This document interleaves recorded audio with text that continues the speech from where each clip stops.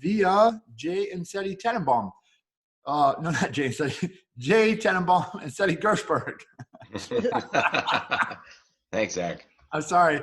So if you, I'm going to hand it over to them real quick. But before I do that, I just want to introduce them real quick. So Jay came here to our group almost 3 years ago. So he's a nationally renowned speaker on distressed assets via notes and REOs. And when he joined our group, he reached out and he says, hey, how can I help? How can I serve? And ever since he came, that's all he's done, right? He's just served and served. He's the head of the mastermind.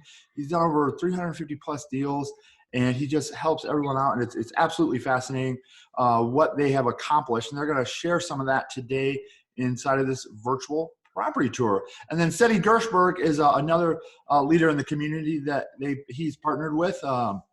Seti's background was Wall Street. He was I don't know the technical term of it, but he was a money manager. I'll just put it that way. And then he did very well for himself and took some time off and went to South America. And he's back with us doing real estate. And I'll let them share a little bit more about the introduction. But I want to turn it over to Jay and Seti. All right, gang. You want me to share your presentation or you got it? Yeah, you can share it, please. All right. Actually, I'll share my shared screen. I can do it. Yeah, that way. Perfect. All right. That's not the one I want to do. Hold on.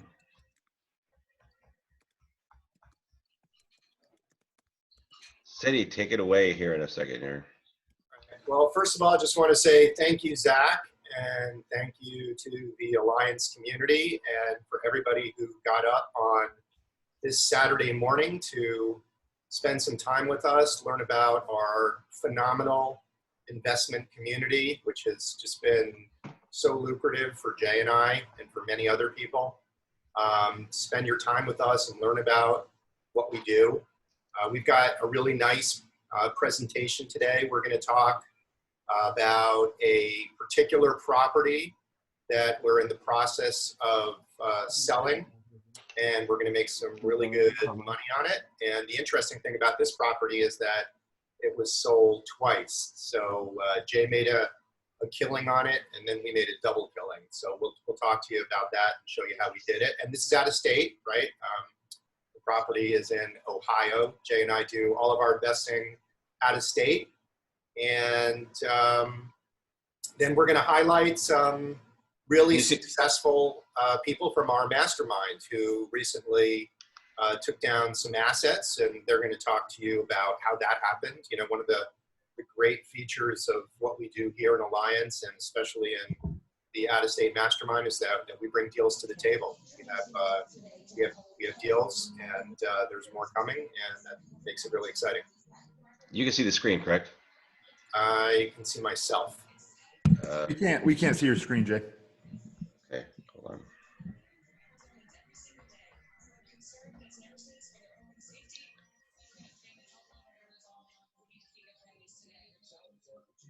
I could pull it up and share my screen and then bounce it back to you, Jay, because I'm kind of doing the first half and you're doing the second half. That's fine. Let me see. Hold on a second real quick.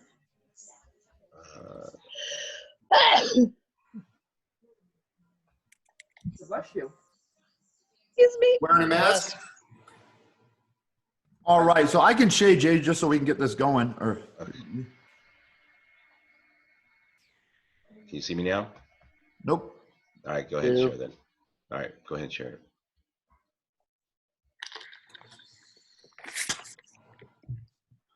All right. Oh, now Jay started sharing his screen. Okay. All right, I got it. We got it. Okay.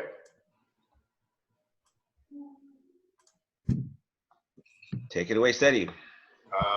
Is this the first screen? All right. So can everybody see that? I see some, I don't see the full slide, Jay. There seems to be some problems with your screen. How about that? Yeah. A little better. All right. All right. So why do we like to invest in property out of state? Well, there's opportunity. there's great opportunity out of state. And, you know, we have found that the pricing in the Midwest and the South is substantially lower. So, you know, what may cost you $250,000 in Phoenix for one property, you might be able to pick up 2 or 3 or potentially even 4 properties in Ohio or Indiana or Alabama. And on top of it, the rental rates are very similar to what you might find out here. So if you invest in a $250,000 rental property in Phoenix, you know, you might get $1,400 a month. However, if you invest in a $50,000 property in the Midwest, you might get $850 a month. So the proportionate return is higher like that. And we've been able to develop systems that allow us to invest out of state. So what investment types are available? We'll be going over that. I'm just going to go through this list a little quick here because these are really our topic areas. So we'll talk about different types of property we can invest in out of state. We'll talk a little bit about ourselves. Scottsdale REI is the company that Jay and I are both involved with. And we'll talk about who's presenting today because we have some students. And then we'll talk about our property on Windsor Street. All right, next slide. All right, so why out-of-state properties? I talked a little bit about this before, lower price properties. Additionally, if you're buying 3 or 4 properties or 5 properties, you have diversification. So if something goes wrong with one property, if you happen to take, if you're doing a rehab and you're going over budget on one, you know, the other ones could work out very well. So you get diversification. We know diversification is very good for an investment portfolio. Availability of assets. There is lots of opportunity. As I mentioned, Jay and I bring tapes to the group, so there is availability. But even on your own, there are lots of properties and opportunity available.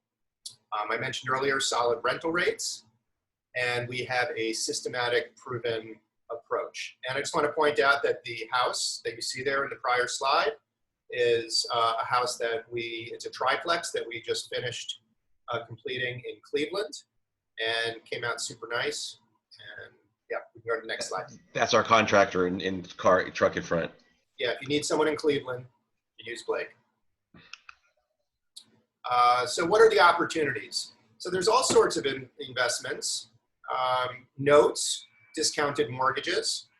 CFDs are contracts for deeds, which are, it's primarily like a car loan. So it's funded from a seller financed mortgage. You can invest in those. You can invest in REOs, which are bank owned properties. Obviously fix and flips, just like we have out here in the Valley. You have BRRRR, which is what Jay and I love, which is buy, rehab, rent, refinance, and repeat. And we do that on individual properties and on portfolios. Jay and I took down a portfolio of 40 cash flowing, 96% occupied properties in Evansville, Indiana last year. And we're looking to add to that this year and continue growing. Multifamily, just like out here, you know, anywhere else, there's multifamily opportunities and seller financing. Okay, a little bit about our background. So as Zach had mentioned, Jay is a nationally renowned expert on discounted mortgages. He started investing in real estate in 2013. And as of 2018, he had acquired over 256 assets for an acquisition cost of $5.5 million. But those assets were bought at such a discount, they really had a value of over $12 million. He was able to buy those properties at a 44% discount.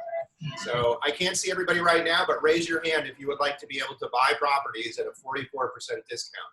I know I did, and that's one of the reasons that Jay and I partnered, so I could learn that. Jay has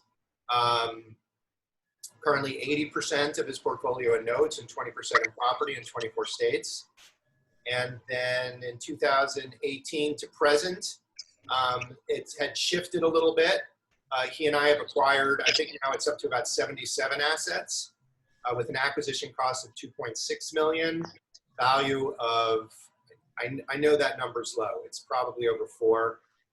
We're getting them at about a 30% discount. And one of the reasons that our discount is a little bit different is that we're buying more property than notes. So our last, 50 plus properties were actual physical property, not notes. And we've done that in 13 states. All right. We teach our mastermind every Wednesday night. We have a lot of fun with it. It was originally focused on notes. We've expanded that. So there's 3 components of the out-of-state investing mastermind. Part 1 is notes investing. Part 2 is the BRRRR model, out of state. And part 3 is portfolio investing. And throughout that, we also teach how to raise capital. It's an ongoing process. So in our mastermind, our fellow Alliance community members purchase assets. So we're offering assets, and we've had a number of groups. I was in the first group almost 2 years ago, and then we had another group, and then we had another group, and another. So it just keeps growing. Currently, I'd like to highlight Sally Gimmon, Bill Economo, Sherry Larkin, and Lorelei Carter. I would like to acknowledge your excellence in class. They've gone through the program. Sally's been through several times. I know Sherry's been through more than once. And these guys, it's a mastermind. So we view masterminds as different from education. Education, if you're in college, this professor stands up in front of the room and he dumps information on you, and you have to write down your notes, and then you got to figure it out on your own. Masterminds are two-way streets. So we facilitate knowledge transfer back and forth, and then we actually do something with it. So the class is focused on doing real estate, not just learning about it. So we'll be highlighting these 4 people and the projects that they just took down. So before I give Sally and Bill, Sherry, and Lorelei the opportunity, which they should be all prepared and ready for their debut here. I just wanted to mention that, as Seti mentioned, in our mastermind, I've kept some statistics. And the group as a whole, Seti was in 11 exits. There was a group called 12 exits after that. There's a group that I nicknamed the Pods. There's been several groups, several guys, members of the community inside that have done their own deals outside of what we brought to the table. So I've kept track that there have been 10 transactions of multiple assets since we started these masterminds, including the deals that you're going to hear about in a moment here. They've raised they spent over $800,000 in capital, but they picked up over almost $2.2 million worth of assets. They picked up 46 assets in 17 different states. This does not include what Seti and I have done, as the previous slide mentioned. This is just what the mastermind, the fellow members of the community have done inside our mastermind since we started this a little over 2 years ago. And that's probably not even totally true, because there's the Hardy Oak guys, there's Sean McIntyre, Brian Rodriguez, Mike Gallagher, that have done things that I'm not aware of since they were in our mastermind, and Brian Hartland and Brad Anderson have done some other deals. So that's not updated to even that much. But today, I would like to showcase the four. I haven't given you guys a nickname yet, but So you fold it like that. Can somebody mute themselves, please? Yeah, I'm trying to mute John Turpin. I'm trying to mute John, but it's not working. So John, can you mute yourself? So the 4 people we're gonna bring up in a second here picked up 3 assets in 3 different states. And again, they were, I think it was 2 CFD, 2 contract for deeds, and 1 note. So, guys, take it away. All right, thank you. So we just wanted to start with a little bit about each of ourselves, because we did come together across various backgrounds. And I think that that's one of the benefits of this community, is you've got people from lots of different backgrounds, different levels of understanding in real estate. Me, for instance, I'm a Starbucks manager. I got into this community 2 years ago, and Jay always talks about he's a shoot, ready, aim guy, and we've got some people on our team who are that as well. I was more of a let me understand real estate for a few years and let me just soak it all in, because I never even thought I'd be doing real estate. So if any of you out there are like me, like this is actually a community that will get you from the ground up. I had to learn everything. But once I got into the Alliance group and then found the Notes Mastermind, I just took a bunch of notes, learned everything, got really comfortable with how the process works. And here I am, you know, with Jay and Seti's help. I'm doing my first deal. I found Lorelei, Bill, and Sally in the mastermind. So they're each going to talk a little bit about themselves. Go ahead, guys. This is Lorelei, and I fell in love with Renatus because I had done other investment kind of training things, and they weren't as comprehensive, and there wasn't this kind of hands-on help, which I'm getting. Sally and Sherry know a lot more. Bill and I came in last fall to Renatus. I had always, though, gone to training. This old guy investor, really successful, had said the goal is to be the bank, and I didn't know how to do that because I didn't have a lot of cash. And the beauty of notes is you don't have to have a lot of cash yourself. You can find it, but it's just an entirely different way of doing real estate that is fun. It's a lot of mental, and so I'm really enjoying learning, like I said, and I get a lot of help. I'm a real estate agent now, which has been helpful, I think, in all this, and it makes it really nice. I didn't also, we're looking for income that will be passive income or ongoing income. I don't want to continue to be showing, I don't want to be the old lady realtor putting out that open house sign in the heat. So this is another way to be getting income from real estate for me. I'm really enjoying it. Okay, I think I'll go next. My name is Bill Economo. I just recently moved here from Chicago about a year and a half ago.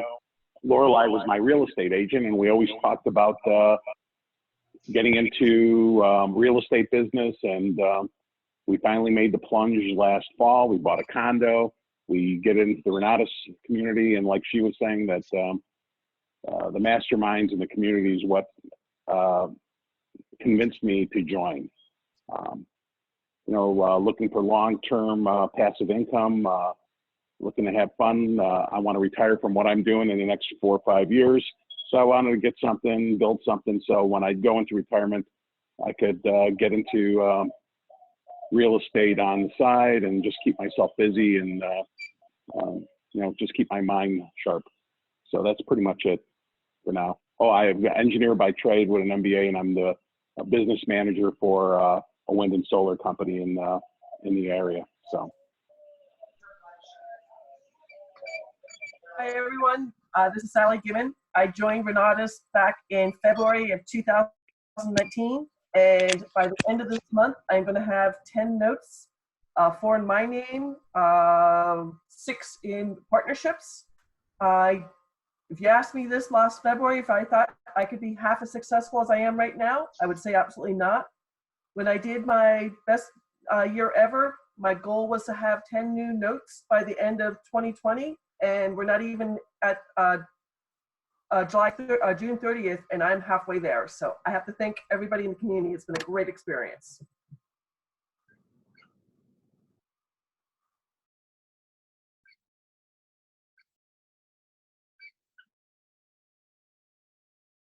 Lorelei, do you need to unmute? You see, you do need partners in this.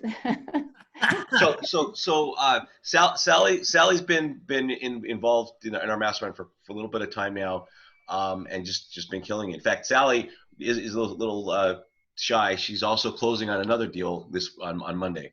That's my 10. That's my number 10. All right, cool. Take it away, ladies. And Bill. Back to the previous slide for Lorelei. That's the one she's presenting. Okay.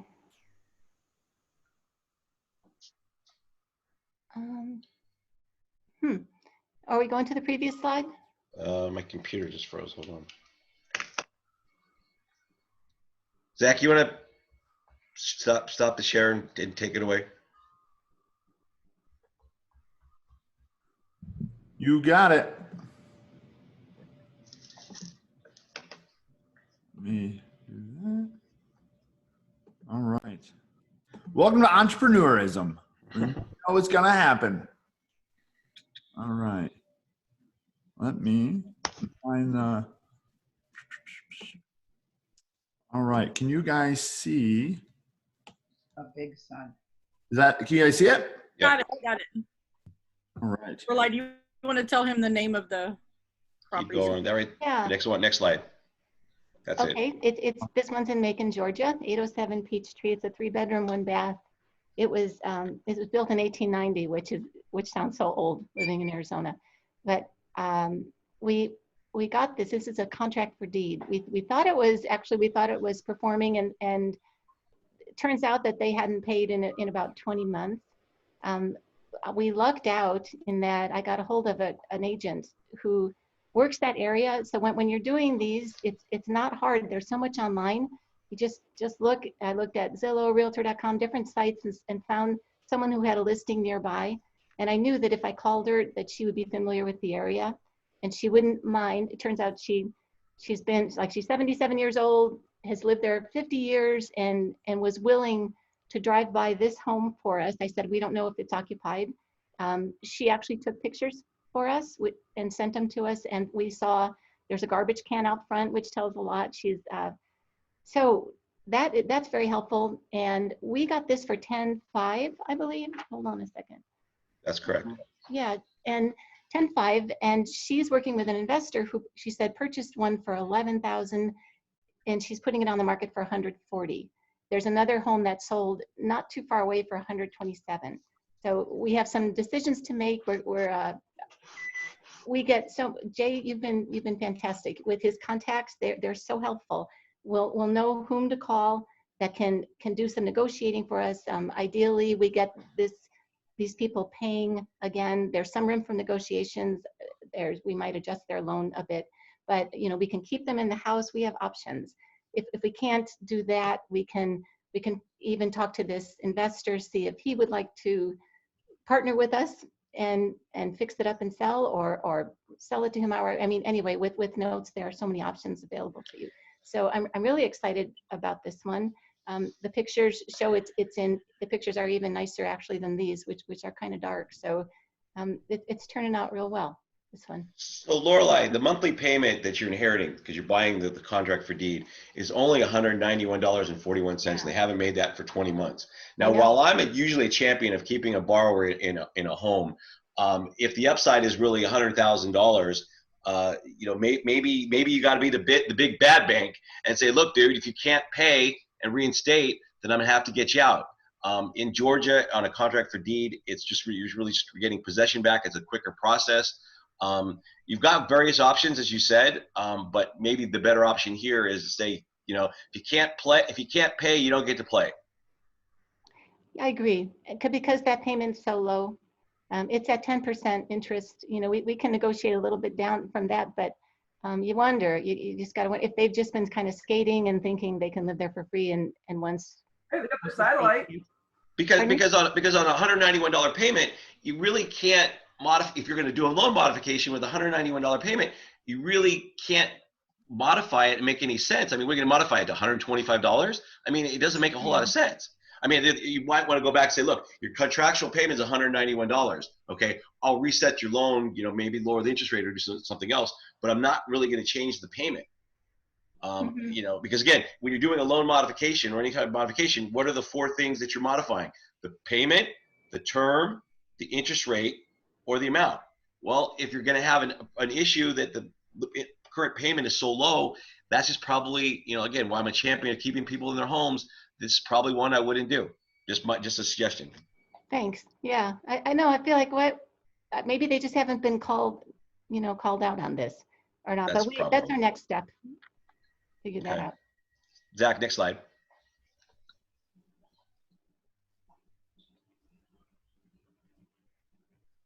Alrighty, guys. So this next one, it's also a contract for deed.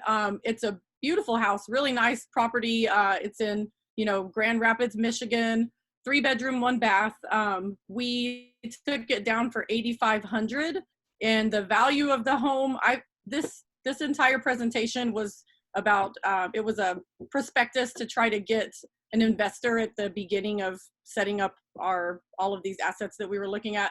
And we went very conservative on the prices, but it's actually upwards of $127,000 or more could be the value. So the home has a, you know, a good amount of value in it. The monthly payment is $245. This one is performing, and it's actually got a really good payment history. They actually pay even early in a lot of the history that we saw. So our strategy for this one, the unpaid balance is $10,653. So obviously we want to collect the cash flow, you know, write it out through the term. You know, if you think about the value of this one, clearly if they were to stop paying, that's a good value for us. But the, you know, Jay teaches us to look at this from a realistic perspective. Someone has all that equity in their home, they're going to want to keep paying. It's a nice home, but that's a benefit to us as far as taking that monthly cash flow. When I did the math on this, we took down the asset for $8,500, and with interest over 5 years, which is what's left on the term, that's $14,739. So, you know, we're excited about, it's nice to have a portfolio and you have a few different types of strategies and a few, maybe some performing, some non-performing.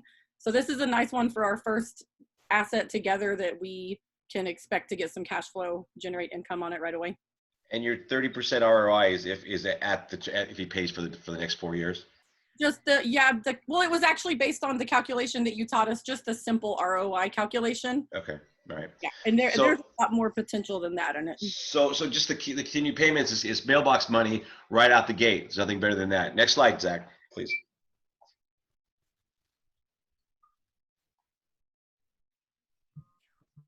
Hey, Bill, do you want to unmute?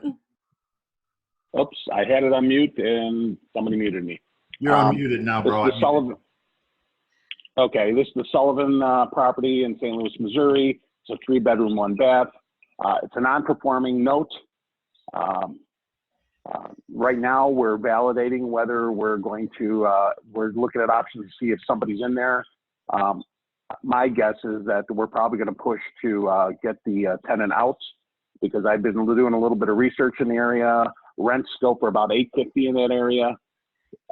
On medium in that zip code area, you know, within a little bit around there, and houses sell for anywhere from $20,000 to $80,000.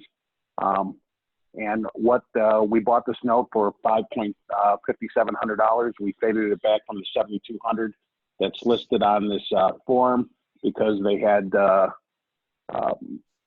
know, they were in arrears with the property taxes. So we're excited about this one. There's a lot of opportunity. Try to get the person out if they're there. If not, we'll start the process of getting it probably sold or rented out. So there's an opportunity to make some nice cash on this one. So this is the one that was on this, the end of the street has that gate with the Sullivan Place sign, and there's multifamily on the other side on the next street over, correct? Yeah. And you know what? It's not too far from St. Louis University. It's about 2 miles away. The City Museum's a little over 2.9 miles. The zoo's not too far away. I checked the crime in this area around here is moderate compared to the rest of St. Louis County, and it's near schools and parks. So realistically, this could be give us some upside potential on a $5,700 investment. Can't go wrong there. So again, guys, you not only is it about numbers, it's about knowing your area. You know, Bill's done some terrific research on this particular house at this particular street, this particular neighborhood. And guess what? It's in St. Louis. It's not in Goodyear. It's not in Phoenix. It can be done. It can be done very, very well. Great job. Next slide, Zach. Real quick, I was dealing with an REO in St. Louis in another section of the town, and the guy said, "Do you have any other properties?" I gave him the address, and he says, "Hey, I got to get inside, but it give me first right of refusal to take it over." He's willing to pay about $9,000 for it. So, you know, worst case scenario, we'll make the profit. Right. You might want to hold on to it for longer than that. I mean, I won't sell it. No. So next slide, Zach. So next slide, Zach, please. There you go. So here's the thing. They bought 3 assets. They spent less than $25,000 total. They picked up value of over $230,000 conservatively, right, in those 3 different states. Now, as Seti mentioned before, he used the term diversification. So when you're buying these lower value assets, it's good to buy 3, 4, 5 at a time. Again, they spent $25,000 and picked up 3 assets, right? Where can you do that here in Arizona? You can't, right? But the idea is that, look, they've got one that's cash flowing right away. Well, it's going to actually potentially subsidize the expenses they may have to pay to get to start foreclosure and possession on the Georgia and St. Louis nodes if they're both occupied, right? So you have some diversification, and while all three may turn out to be stars, what if one doesn't? You still have that diversification. Go back next slide, Zach. So next, there you go. So obviously every presentation has a disclaimer. As those who know me, yes, I used to be a former debt collection attorney, but I'm not giving you any legal advice today at all. Nor do I have any idea what a tax, any tax information, nor does SETI. SETI's probably got more tax analysis and tax experience than I do. But neither one of us are giving you that information, right? It's just you on your own. But the four of them did their diligence when they bought these assets, and they're moving forward, and they're doing a great job. And I can't be, SETI and I can't be more proud of you guys. So just real quick, Sherry has been, the inquisitive one, right? She's been in the mastermind for quite a while, asked a ton of questions, which remember, there's no such thing as a bad question. She asked a ton of questions. Sally just took off and ran with it. Bill and Lorelei are dear to my heart because they are the epitome of shoot, ready, aim. They came in towards the latter end of the curriculum and said, hey, you know what? The only way I'm going to learn this is actually by doing. And what Sherry kind of glossed over is that for the most part, their group, the four of them, got together organically inside the mastermind. And there's been other groups inside our mastermind. The statistics I rattled off earlier were groups that met each other inside that mastermind. The community as a whole is community. The big C and the power, as Zach says, the horsepower of the office, right? Which is true. And each mastermind, including ours, has the organic nature to form, partnerships and groups. SETI and I met each other in the Renatas, in the Alliance Phoenix, actually Synergy back then, community. Right, and we've grown together in facilitating the mastermind, and we've grown our business together as well, right? So I just wanted to make sure that everybody was aware of just the power of the mastermind, the power of our community. Next slide, Zach.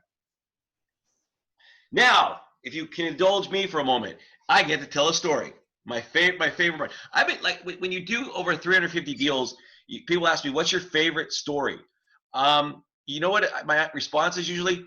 What is the most thing I'm doing lately? Because I've done so many that some of them are I can remember forever, and some of them you just remember what the latest one is. This one has a story of itself. Now, before I begin, I want you guys to pay some attention. I mean, not that you're not paying attention, but here's the thing.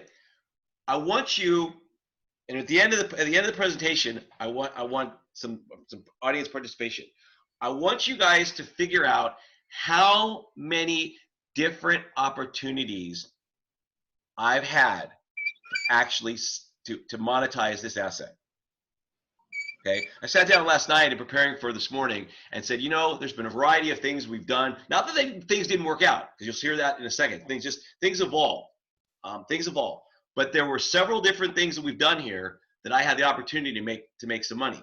And so everybody kind of keep a note, pen and pencil and paper, and at the end of this presentation, we will figure out how many different ways I had to monetize this. Now, I will start this by saying, those of you who are sports fans, in any type of sport, you've heard the phrase, the best trades are the ones that are never made. The best trades are the ones that are never made. And that'll be I'll call that out in a second. So we start in February of 2016. I was in a different partnership, different company at the time, and bought this note along with about 11 other CFDs in February of 2016.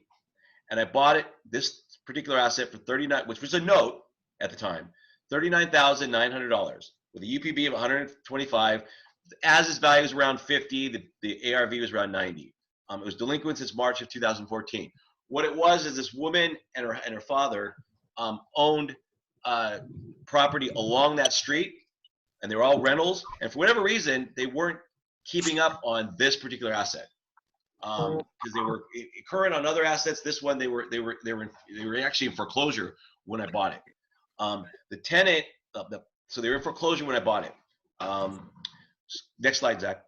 So when I bought it in February of 2016, it actually was already, the foreclosure process had been going on for quite some time. It actually, the foreclosure in the court system was finished a month later in March of 2016.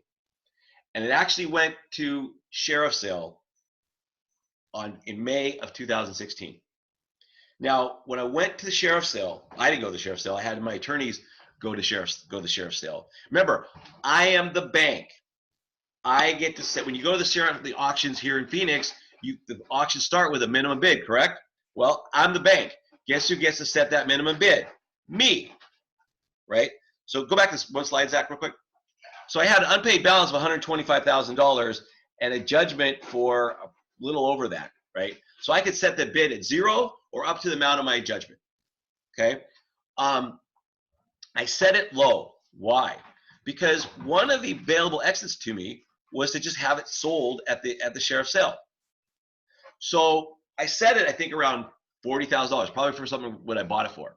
And I instructed my attorney that if somebody's going to competitively bid with me at a certain number, let them have it, right? I'm into it for about, a little over $40,000 at the time. Let them have it, right? And this guy, my attorney was going to appear, calls me up the night before and he says, I need a firm number. I'm like I'm the shoe ready. I'm like, hey, if you're playing, competitive, going back and forth, just find out what this guy wants and say, if it's reasonable, just let him have it. He said, no, I need a number. He was real anal about it. I need a number. I said, fine, $60,000. So guess what happens at the sheriff's sale? We bid 58. The investor, there was some competitive bids. The investor bids 59. My guy says, hey, I've got instructions to 60. He says 60. The guy drops out. I end up back with the property. Would I have been fine letting him have it at 59,000? You bet. But my attorney was too anal and said 60, and the guy dropped out. Now what? I have a property. Fine, right? I have a property worth $50,000, fixed up worth 90, right? Next slide, Zach.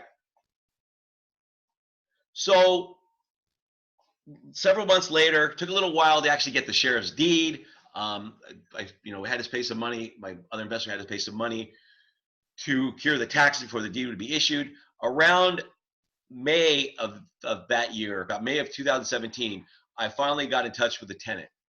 I have a strong team in Cincinnati, but one of my realtors is kind of particular, and she wouldn't go there unless she brought her son, who's a sheriff.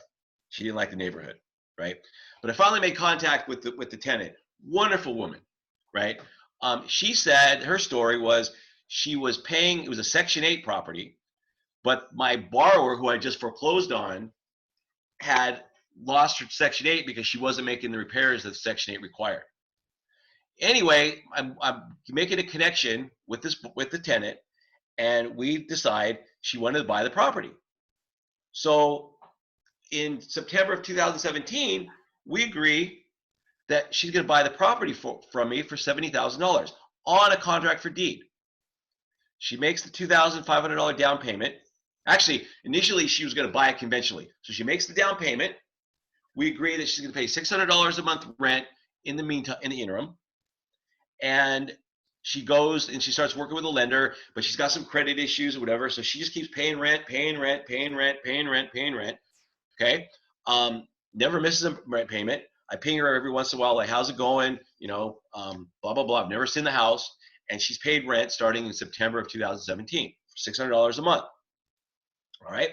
So fast forward to around March of last year.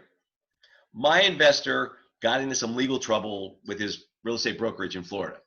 And he says, look, I got to just fire sale and cash out of my portfolio. He had about 4 or 5 assets left, including this one, right? He said, look, you've got authority to sell this property for $40,000, about what he paid for it.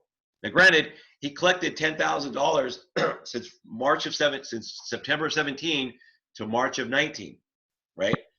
So even selling it at $40,000, he made a profit of $12,000 and made a profit of 46%. Okay, even though he fire saled it, he still did very well. So next slide, please. So I went to SETI and I said, SETI, I've got the authority to sell this property. I didn't own it. My investor owned it. I said, I've got authority to sell this for $40,000. Do we want to buy this for ourselves?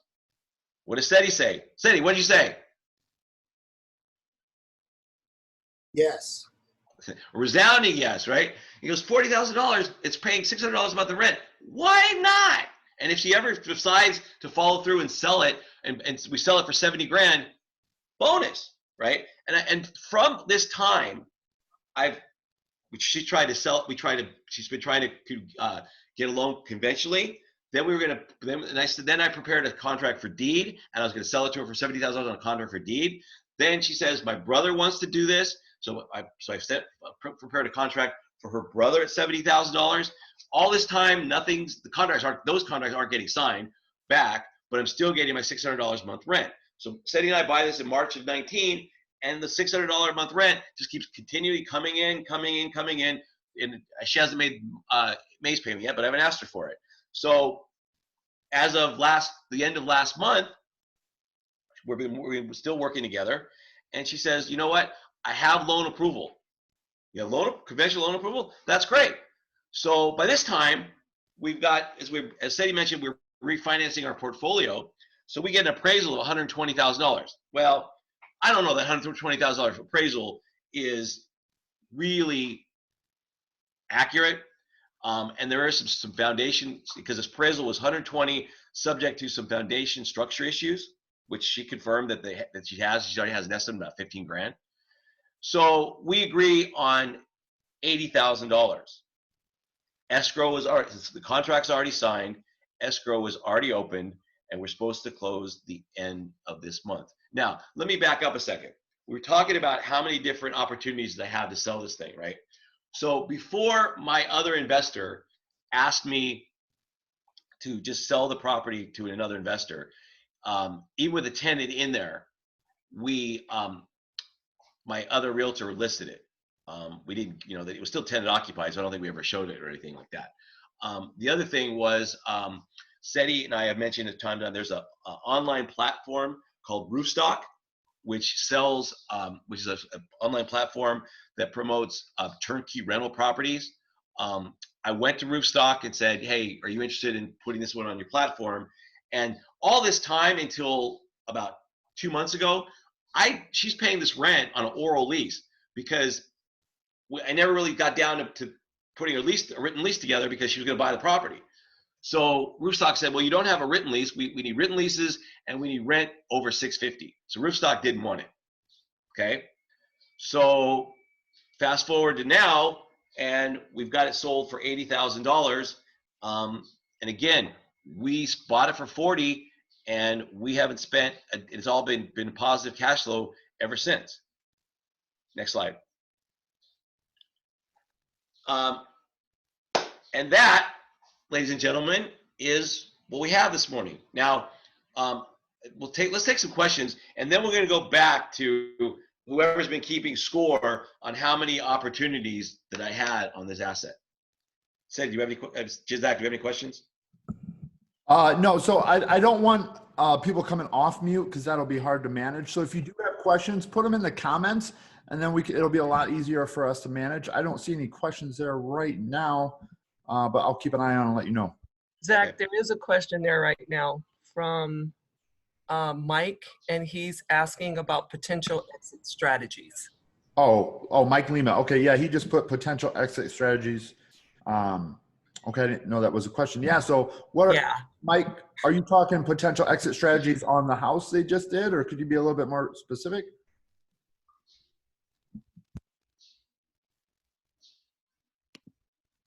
Let me just go ahead and answer what I think he's trying to get at. So, Sure. Mike, I went through Jay's first notes class about 2 years ago. And out of that class, I partnered up with 4 other community members. We formed a LLC called 11 Exits. And the reason we named it 11 Exits is that we identified 11 different strategies that you can do when you have a note, 11 different exit strategies. And the reality is, after re-examining it, there are 7 core exits. With the note, it could be performing. So you're just taking income. You're just a passive investor and you're getting a return on investment. If it's not performing, you can get it performing with a loan modification. So now you've taken an asset that wasn't performing and now it's performing, and you're making money on it, and then you can sell that note down the road for a profit because you've improved the value. You can turn it into a rental. You can wholesale it. You can fix and flip it. You can rehab it and rent it. You can sell or finance it. So there's really is 7 core strategies and then variations of those. And there are even some more. There's very kind of way out there things, but they're all variations of the 7. And the 7. The 7 are the ones that everybody else does. So all your skills that you learn in our community, from wholesaling property to valuing it, doing comps, rehab, construct, all those skills you learn, you apply in notes and out-of-state investing. Right. You just remember, it's all about supply, because the supply is plentiful in the Midwest and the South. That's how we're able to get this stuff. I've said this many times. I'm lazy. I don't like to hunt. I get these deals brought to me. For the 3 deals that the group, Sally, Sherry, Lorelei, and Bill took down, came on a tape of about 15 assets, right? In fact, 2 other members of our community took down another 3 of those assets. And there's probably some other good assets on that same tape. And some of the rest of the people in the mastermind just didn't pull the trigger, right? I think some of them may still be available. So those of you who want this type of opportunity, we can revisit those and see what's available. Because it's time to rock and roll and shoot, ready, aim, and plug in. So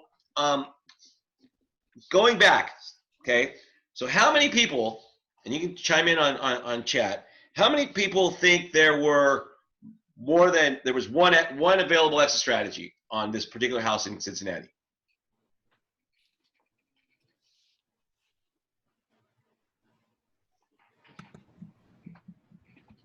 Do I have any votes for 3? Sherry found 5, she says. Okay. 7. Sherry. Is it 7? 7, okay.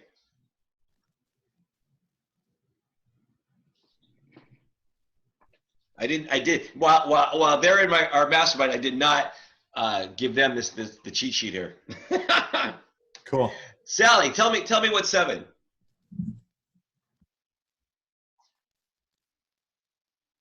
You went to auction twice? What's that? You went to auction twice? No, I went to auction once. Okay, auction once. You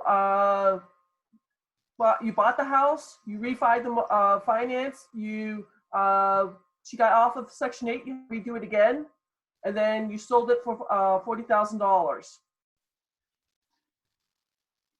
Okay, run that by me again. So we have. I could have sold it at auction. Yes. You purchased a note at discount. Okay.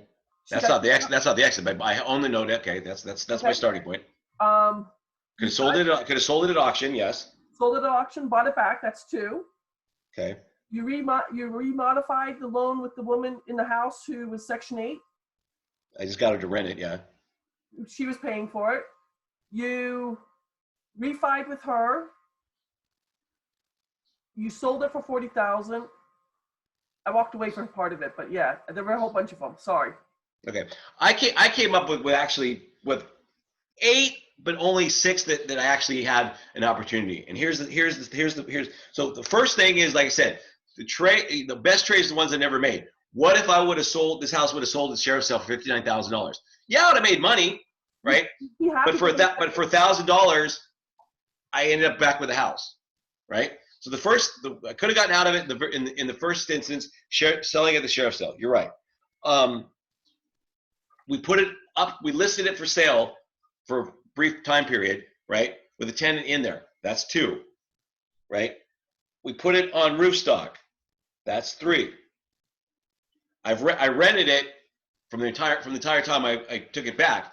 That's 4. right? I could have sold it, like we just selling on roofstock would be one of the four. I tried to sell it to her brother or herself under seller financing. That's 5. Okay. I could have sold, and the sixth one is the sixth one that I have is we're selling it now conventionally. Now there were 2 others that I could have used. One is even though I bought the note in February of 2016 and the foreclosure was almost finished, right? I could have resold that note, just sold it as a commodity and resold it for $1.95 more. I could have. It wasn't a very viable option. I very rarely do that, right? And the 8th one is all this time. If I had it as a contract for deed, I could have sold that performing contract for deed. Okay, so there's really six that were on the table and 8 total. Now, as Sadie mentioned, I have 11 potential exits, and the other 3 probably would work in this case if the tenant wasn't there. Okay, so yeah. We had a question. I didn't want to interrupt, but I wanted to let you know we had a question. Sure. The question is from Keisha.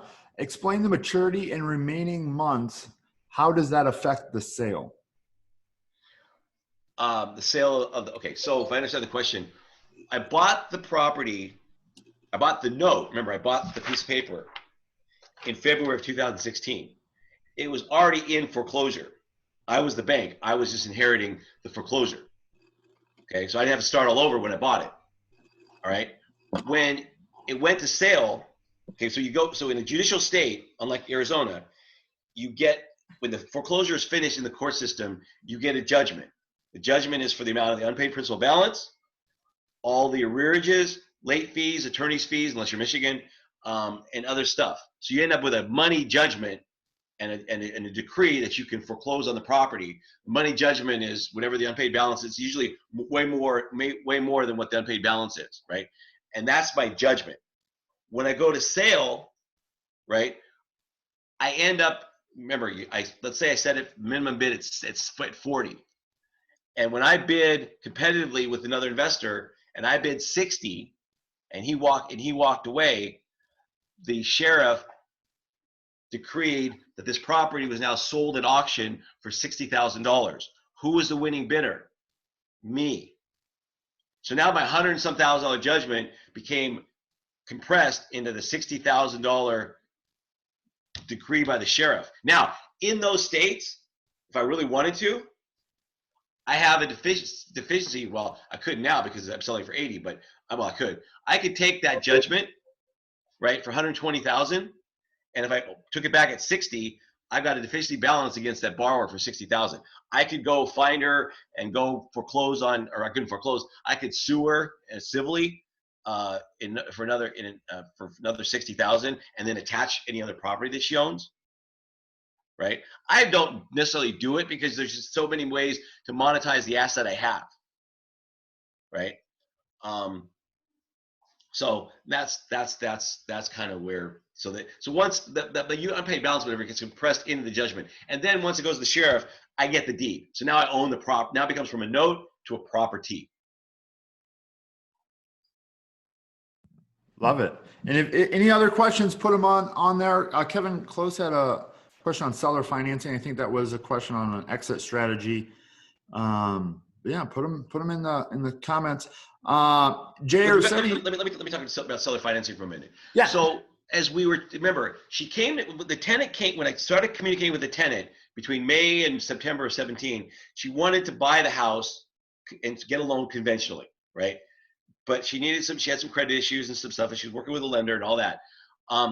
We had thought about, now think about it. We thought about, and we tried, she's never signed it, she's paying her rent, putting her on a contract for deed, a seller finance note, right? Because here's the thing, if she was on a seller finance note, right, and she goes and she fixes up her credit, what is she doing? Is she actually buying the property from me, or is she refinancing the property she already has? She's refinancing. It's easier to get a loan. Now, in Ohio, though, she has to be under that contract for deed for a year before she can get the refinance. Love it. I don't see any more questions. Jay or Seti, do you have anything else to share? Seti, go ahead.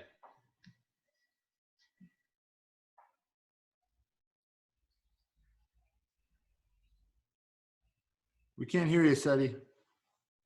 Yeah, my internet connection is a little bit unstable. Apparently, I didn't hear the question, Zach. I was just saying, there's no more questions, and I was just saying if you guys had anything to wrap it up with, anything you wanted to share? Yeah, just let people know that in the out-of-state investing class, this time around, there's a couple things that we're doing a little bit differently. One is we're going to beef up quite a bit the RRRR component and the portfolio purchasing. We sort of touched on it last time through. This time we're going to spend more time on it. Also, we're doing a program on capital raising based on a program that I purchased called linked selling, which is a whole method of approaching investors on LinkedIn, developing long-term relationships, and finding capital outside of the community. So really diving deep into capital fundraising for larger dollar amounts for your projects with people who you don't know in a very easy format that's very comfortable for everybody. Love it. Jay, you got anything? So there's a few other areas. So what Seti was referencing was at the end of the last cycle, Seti and I went to the group and said, what do you guys want to see more of, less of, better, brighter, bigger, faster, right? And so for the BRR method, capital raising method, the portfolio, there's a couple other things that the group said, hey, we want a little more beef. Where's the beef? Well, it's not Wendy's. But some of that, we're gonna work on as well. Before we close, I just want to give a shout out to my dear partner, Seti Gershberg, because today is his birthday. What? Happy birthday. Happy birthday, Seti. Happy birthday. Happy birthday, Seti. Don't Happy be birthday. Happy birthday to you. Happy birthday to you. Happy birthday to you. I love it. Zach is recording this. I'm recording this. Hey, Zach, Mike Lima had a question. I got one other thing, Jay.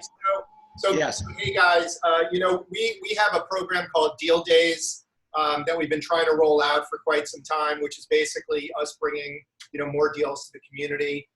We may have one that's coming up, another property in Evansville. I've got a realtor going out today, but it looks like this would be a great opportunity for either a rental or a flip.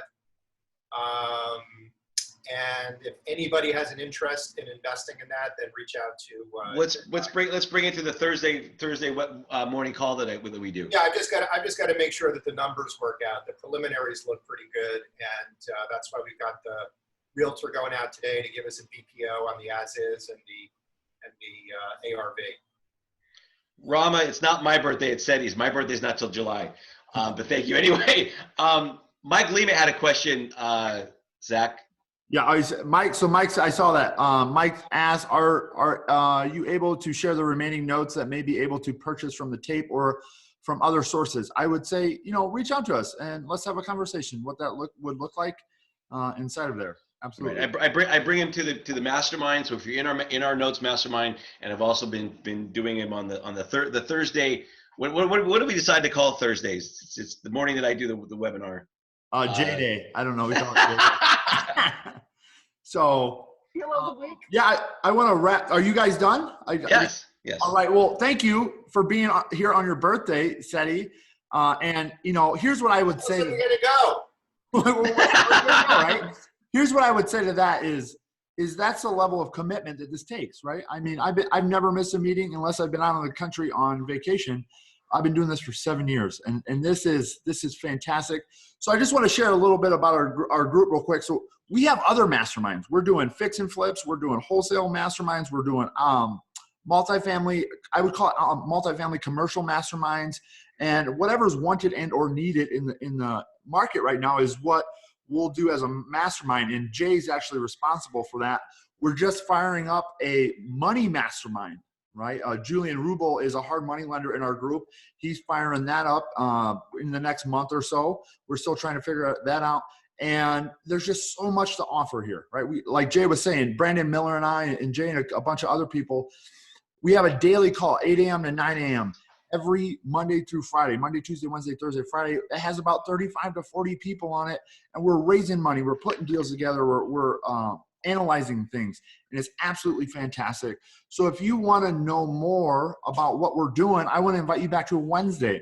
So on Wednesday, that's where our mastermind. So Jay and Seti were talking about our masterminds. We normally meet in person in downtown Phoenix, about 150, 200 people every Wednesday.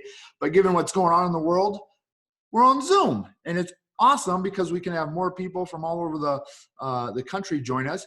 And so I want to extend that invitation. If you're a guest, to come on down and check us out. I'm actually going to be doing a more of a formal presentation about who we are, what we do, what's it look like to join our group.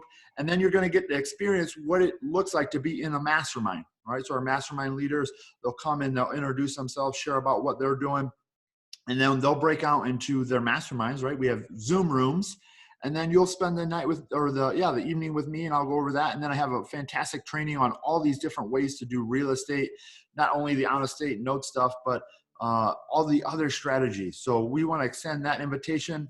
The how you would get to that is